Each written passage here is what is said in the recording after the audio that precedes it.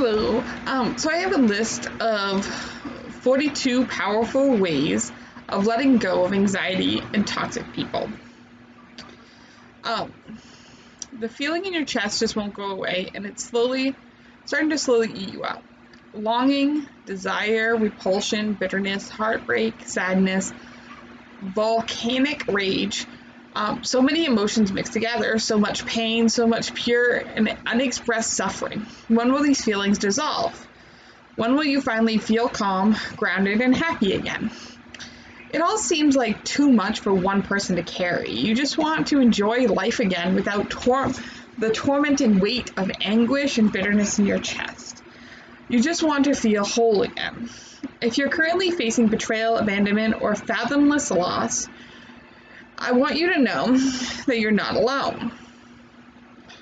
I know what it's like to carry so much pain inside of you that you go physically and mentally numb. I know how it feels to carry a shattered heart and a deep void of emptiness within. I know what it's like to be on the bleeding edge of despair and utter desolation. And I've seen this struggle countless times in other people too.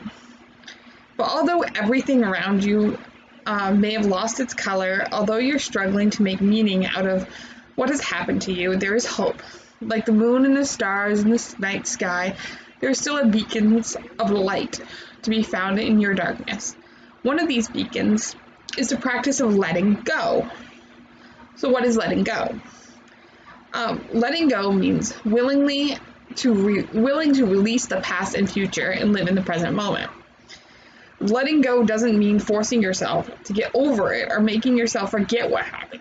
Instead, letting go is a process of surrendering painful beliefs and emotions and welcoming in love, understanding, forgiveness, and self-compassion. There's no easy quick fix or 5-step solution for letting go of feelings such as anger, fear, and grief, because letting go is a process.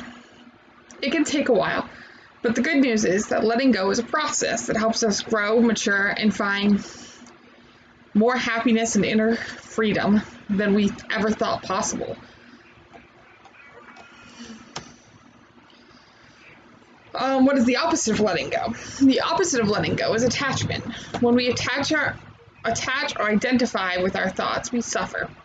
On the other hand, when we stop attaching to our thoughts and simply see them for what they are, energy that we assign meaning to, we experience freedom. Common thoughts that we attach to, which create emotions such as anger, rage, disgust, disappointment, anxiety, fear, grief, and depression, include she should have been a good mother. If he hadn't cheated, I'd have been happy. Things should have gone differently. I should have a much nicer life by now. He/she shouldn't have died. My boss should have promoted me. If I stayed a little longer, he will stop his drinking. If I did that differently, I would be happier by now. As a self-inquiry teacher, Byron Katie writes, when I argue with reality, I lose 100% of the time. When we attach to our beliefs about how life should go, we suffer each and every time because we are resisting what is right here and right now. When we resist reality, we also tend to adopt the role of victim, which causes even greater suffering. The truth is that how can we 100% know that something is completely good or bad for us? So, 42 powerful ways of letting go. As I mentioned previously, letting go is a process that takes time and effort. There is no quick and immediate way to let go of all of your painful feelings. However, one of the fastest ways I have personally found is letting go is questioning and disbelieving thoughts. This method is known as self-inquiry and helps me to get to the root of your suffering. However, there are dozens of other practices. So, it's broken down by emotion. So the first thing we have is letting go of anger and rage. 1, allow yourself to scream. Find a private place to unleash your emotions. If you're too embarrassed to scream out loud, get your pillow and bury your head into it. 2, watch something that makes you cry. Sadness is an emotion that often forms a sandwich around anger. In other words, anger is often a form of sadness and vice versa. 3, write an enraged letter. Let your rage out through writing. Detail every little thing you're angry about, and don't hold back your feelings. Curse, condemn, threaten the person or situations as you feel like. 4, fire ritual. On a small piece of paper, write down the name of the person who has provoked great anger inside of you. Light a candle and drop the piece of paper into the flame. Watch it as it burns and curls into ash. 5, be assertive and take no shit. Anger is often the result of not speaking up for oneself, for ourselves, and feeling oppressed by another person. To avoid repressing this emotion, learn how to negotiate and be assertive. Being assertive doesn't mean being aggressive. Instead, it is a healthy lifestyle of communication that honors your needs as well as the other person's. 6, do some kicking, punching, or intense exercise. Try some form of intense workout. Make your objection to feel your anger to its fullest. 7, take responsibility for your happiness. Often anger tends to be accompanied by blame and criticism directed towards another person. Remember that no one can take away your happiness as long as it is accepted. The problem isn't the other person, it's how you react to that person. 8, notice how much energy anger burns up. It takes so much of our effort and energy to hold on to grudges. Notice how forgiveness and letting go of resentment actually increases your energy and fills you with inner peace. 9, understand that anger harms you more than anyone. Staying angry at someone hurts you the most. In some cases, anger actually empowers the other person because you're showing them how much energy and effort you're putting into hating them. 10, what people say and do says more about them than you. Whenever another person is unkind or cruel, their behavior is secretly a reflection of how they treat themselves. So that was, since there's 42 in all, that was letting go of anger and rage were the first 10. And then we have letting go of anxiety and stress. So 11, find belief behind your fear. All forms of anxiety and stress are linked to the thoughts in our heads. What underlying belief is causing you such great fear? Remember that the thoughts are just thoughts. 12, breathe deeply. So I've talked a lot about mindfulness before, but mindful breathing is such a simple technique, yet one of the most powerful out there. 13, use natural soothing herbs. Herbs such as damiana and holy basil are effective herbal remedies for anxiety that can help you calm down your nervous system. 14, realize that you cannot control your thoughts. The reality is that we cannot control our thoughts. Otherwise, don't you think we would always choose to think positive and happy thoughts? Thoughts are spontaneous and uncontrollable. Yes, we can force ourselves to think happy thoughts, but this is not true solution. It is simply a practice of superimposing thoughts on top of other thoughts. 15, stop fighting how you really feel. Resistance to your fear creates even more tension and fear. Instead, allow yourself to feel whatever you're feeling. 16, stay grounded in the present moment. Practice mindful awareness to take you out of your head and into the present. Notice the colors, sounds, smells, textures, tastes, and different feelings in your body.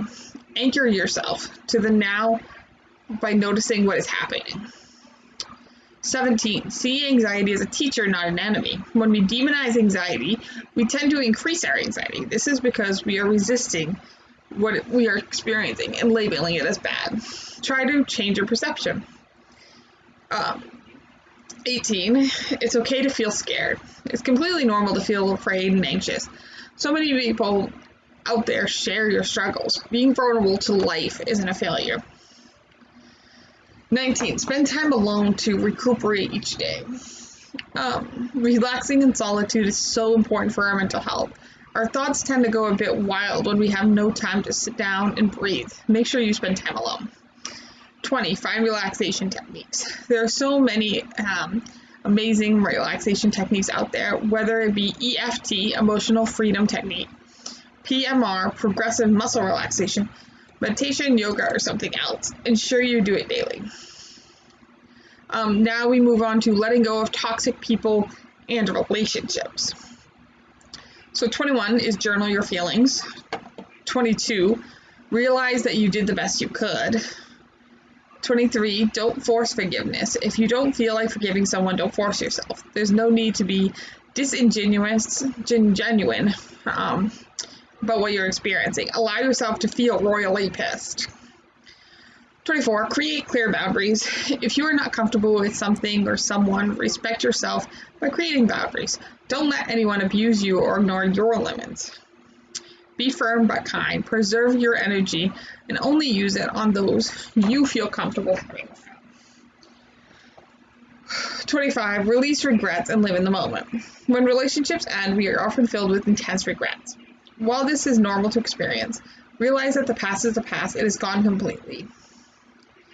26, what gift is this experience trying to impact? Every experience in life holds a secret and sacred gift, even the most heartbreaking circumstances.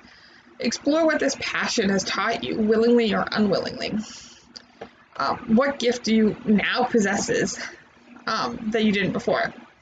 27, explore the core issues. Oftentimes, we find letting go impossible because we are still confused about what happened.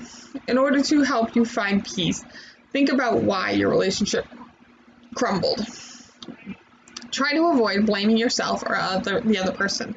Stick to the facts as much as you can. 28, let go of the need to be right. The monkey mind hates being wrong and is addicted to feeling right. One way we stay locked in is in the past is by trying to desperately prove that we are the victim, and the other is the perpetrator. In order to get past this, realize what was done was done. There's nothing that can be done about it now. 29, notice the mind's tendency to romanticize.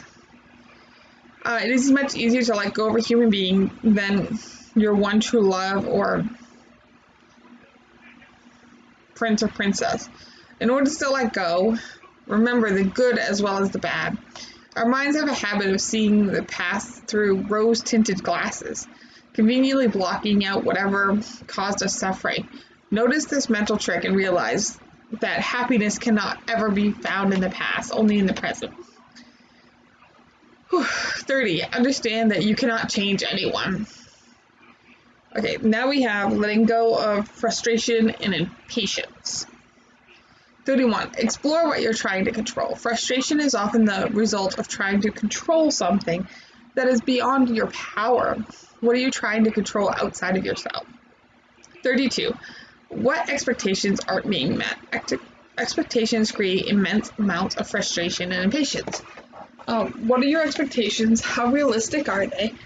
And how are they causing you to suffer? 33, simplify your life. Holding on to your expectations and beliefs about how life should be are often compounded by the busy and frantic life. 34, let go of letting go. Are you frustrated that you can't seem to let go? Ironically, this is a great source of inner tension. Like any concept or idea in life, please hold this notion gently with compassion for yourself, not comparison, compassion for yourself. Then we have letting go of depression and grief. 25, identify mental distortion. What type of thoughts are dominating your brain? So there are many different mind distortion ones, which I might... Mind distortion thoughts. Okay, I might do a video on that eventually, but the ones listed here are like mind reading, like you're assuming something without verifying it with the person. Fortune telling, you don't know what's going to happen. You also have catastrophizing, which is, 36, be self-compassionate in whatever small way you can. Be kind to yourself. 37, get some fresh air and sunshine. Sometimes simply going outside and feeling the wind in your face. The wind and the sun against your skin is enough to pull you out of your head. So try going for a short walk. 38, allow yourself to feel whatever you've locked away. Depression is often the result of shutting away and numbing too many emotions for too long. Little by little, try to release the emotions buried within you. 39, accept the inevitability of change. 40, name your thoughts. Thoughts are just thoughts. They mean nothing about you until you believe they do. As mentioned previously in this article, we don't choose our thoughts. They simply arise in our head. The problem is only begin when we believe those thoughts instead of letting go of them. Each day, try to name your thoughts that create suffering. You can name your thoughts on paper or mentally. Just name them. So different examples include, okay, that's a worry thought. That's a fearful thought. 41, reconnect with your mind. Read up on depression, grief, gather alternative insights different from your own. Give your brain space to learn and develop new perspectives. 42, reconnect with your soul. For me, or reconnect with your spirituality, whatever it may be. So, that's it. Thanks for watching.